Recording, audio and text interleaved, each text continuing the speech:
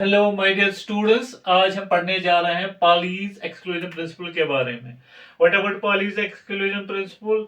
Late us suppose ये एक orbital है। According to Pauli's exclusion principle एक ऑर्बिटल में ज्यादा से ज्यादा कितने इलेक्ट्रॉन रख सकते हैं? दो। और इनका स्पिन क्वांटम नंबर क्या होना चाहिए? डिफरेंट। इनका स्पिन क्वांटम होना चाहिए डिफरेंट, ठीक। या according to Pauli's exclusion principle no two electrons in an orbit can have same set of quantum numbers। अगर कोई भी दो इलेक्ट्रॉन आप ऑर्बिटल में लोगे, उन दो इलेक्ट्रॉन के लिए चारों के चारों क्वांटम नंबर सेम नहीं हो सकते हैं, ठीक। लेट अस सपोज ये दो इलेक्ट्रॉन हैं। इन दो इलेक्ट्रॉन के लिए मैं मानूंगा ये चार सेट ऑफ क्वांटम नंबर्स मैं दिखाऊंगा, ठीक। ये लेट अस सपोज ये दो इलेक्ट्रॉन है एक ऑर्बिट में, उनके लिए मैं दिखाऊंगा। लेट अस सपोज इन दो इलेक्ट्रॉन के लिए तीन क्वांटम नंबर्स के वैल्यू सेम है। इसके लिए भी मैं मानूंगा n का वैल्यू 1 और इसके लिए भी n का वैल्यू 1। इसके लिए मैं मानूंगा l का वैल्यू 0, इसके लिए भी मैं मानूंगा l का वैल्यू 0, ठीक। और l जब 0 होगा m भी 0 होगा, क्योंकि m के वैल्यू कहां से स्टार्ट हो गए? -l से +l। दैट मीन इसके लिए मैं m मानूंगा 0 और इसके लिए भी मैं मानूंगा m 0। इसके लिए भी m 0 एंड इसके लिए भी m 0। दैट मीन इन दो इलेक्ट्रॉन के लिए तीन क्वांटम नंबर सेम है, तीन क्वांटम नंबर्स का वैल्यू सेम है। अब देखिए, एक तो मैंने दिखाया अपवर्ड स्पिन, दूसरा दिखाया downward spin. Let be upward spin को मैं मानूंगा क्लॉकवाइज, तो मैं मानूंगा इसके लिए स्पिन क्वांटम नंबर +1/2 और इसके लिए quantum number spin quantum number होगा -1/2। दैट मीन्स इसके लिए स्पिन क्वांटम नंबर +1/2 और इसके लिए स्पिन क्वांटम नंबर -1/2। इसका मतलब है किसी भी दो इलेक्ट्रॉन के लिए एक ऑर्बिटल में चारों के चारों क्वांटम नंबर सेम नहीं हो सकते। अब देखिए, अगर एक ऑर्बिटल एक इलेक्ट्रॉन अगर हम लेंगे, एक इलेक्ट्रॉन चार्ज स्पीश है, इलेक्ट्रॉन के साथ एसोसिएट होगा मैग्नेटिक फील्ड, ठीक। जब एक इलेक्ट्रॉन का मैग्नेटिक फील्ड दूसरे इलेक्ट्रॉन के मैग्नेटिक फील्ड के साथ कैंसिल हो जाएगा, जब एक इलेक्ट्रॉन का मैग्नेटिक फील्ड दूसरे इलेक्ट्रॉन के मैग्नेटिक फील्ड से कैंसिल हो जाएगा, तभी तो वो कोएग्जिस्ट कर सकते हैं एक ऑर्बिटल में। वरना अगर एक इलेक्ट्रॉन का स्पिन और दूसरे इलेक्ट्रॉन का स्पिन सेम होगा, तो एक का इलेक्ट्रिक फील्ड दूसरे के साथ कैंसिल नहीं होगा, एक का मैग्नेटिक फील्ड दूसरे के मैग्नेटिक फील्ड से रिपल्शन दिखाएगा, रिपेल करेंगे एक दूसरे के मैग्नेटिक फील्ड को, ठीक। जिस तरह से वो कोएक्सिस्ट नहीं कर सकते।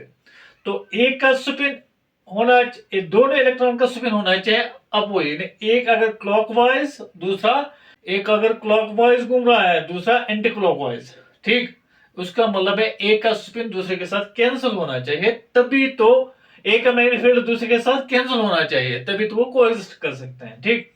That means according to Pauli's exclusion principle, no two electrons in an orbit can have same set of quantum numbers, ठीक। according to Pauli's exclusion principle, according to Pauli's exclusion principle, according to Pauli's exclusion principle, according to Pauli's exclusion principle, no two electrons in an orbital, no two electrons in an orbit can have same set of four quantum numbers. Same set of quantum numbers, या हम लिखेंगे the maximum number of electrons which an orbital can is 2। यानी एक orbit में ज्यादा से ज्यादा कितने इलेक्ट्रॉन आ सकते हैं? 2। According to Pauli's exclusion principle, no two electrons in an orbital can have same set of four quantum numbers, or the maximum number of electrons which an orbital can accommodate is 2, ठीक। अब हम इसको और समझने की कोशिश करेंगे। Late B, अगर हम लेंगे बेरिलियम की इलेक्ट्रॉनिक कॉन्फ़िगरेशन, बेरिलियम की इलेक्ट्रॉनिक कॉन्फ़िगरेशन अगर हम लेंगे, वो आएगा 1s2 2s2, ठीक। लेट बी, बेरिलियम का एटम नंबर कितना होता है? बेरिलियम का atomic number of beryllium is 4, ठीक। और इलेक्ट्रॉन्स भी कितने होंगे? इलेक्ट्रॉन्स होंगे 4।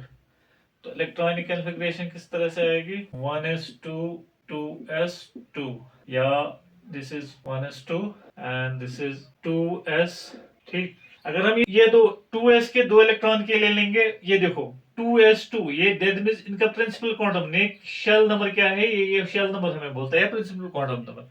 यानी इन दोनों इलेक्ट्रॉन के लिए अगर हम देखें प्रिंसिपल क्वांटम नंबर कितना है, n कितना है 2, यानी पहला इलेक्ट्रॉन भी दूसरे शेल में और दूसरा इलेक्ट्रॉन भी दूसरे शेल में। ठीक, अब s, दोनों इलेक्ट्रॉन s सब शेल में, s के लिए l का वैल्यू कितना है 0।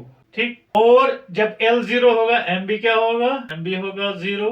इन्हें दोनों इलेक्ट्रॉन के लिए 3 क्वांटम नंबर सेम है, मगर एक तो क्लॉकवाइज ग्रुप में है, दूसरा एंटी क्लॉक, यानी अपवर्ड स्पिन अगर मैं क्लॉकवाइज लूंगा, डाउनवर्ड स्पिन अगर मैं क्लॉकवाइज लूंगा, डाउनवर्ड स्पिन अगर मैं एंटी क्लॉकवाइज लूंगा, तो इसके लिए स्पिन क्वांटम नंबर आएगा +1/2 और इसके लिए स्पिन क्वांटम नंबर आएगा -1/2। कहने का मतलब है किसी भी ऑर्बिटल में किसी भी दो इलेक्ट्रॉन के लिए एक ऑर्बिटल में चारों के चारों क्वांटम नंबर सेम नहीं हो सकते हैं, या एक ऑर्बिटल में ज्यादा से ज्यादा कितने इलेक्ट्रॉन हो सकते हैं, 2। Hope you understood.